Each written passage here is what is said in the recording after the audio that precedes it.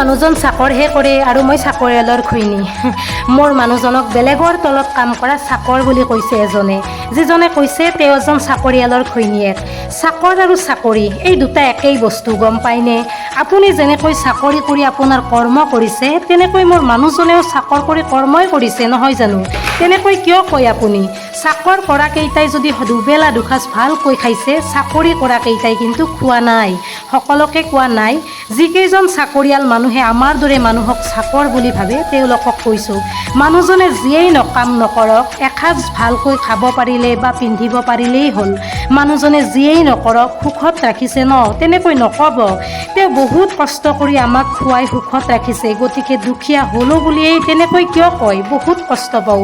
আৰু বন্ধুসকল, চাকৰ কৰাজনৰ সুখ শান্তি আছে যদিও চাকৰি কৰাজনৰ কিন্তু নাই।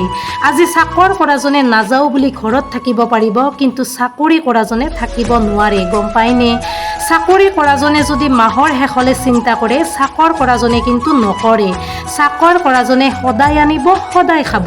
চাকৰি কৰা লোকসকলে দৰমহাটো আনিব, ধাৰ মাৰিব আৰু মাহৰ শেষলৈ চিন্তা কৰি দালি ভাত খাই থাকে।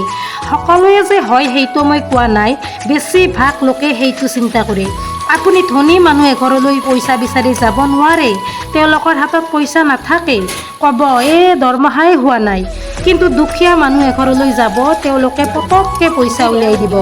এইবোৰ অহংকাৰ কৰি আপোনালোকে লাভ নাই, গম পায়নে? যেনেকৈ আহিছোঁ তেনেকৈয়ে যাব লাগিব।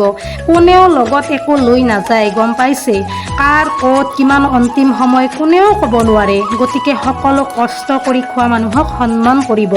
আপোনালোকৰ দৰে ইজি মানি আমাৰ হাতত নাই, কিন্তু যিখিনি আছে তাতেই শান্তি আমাৰ, কাৰণ কষ্ট কৰি আমি কৰি আছোঁ, খাই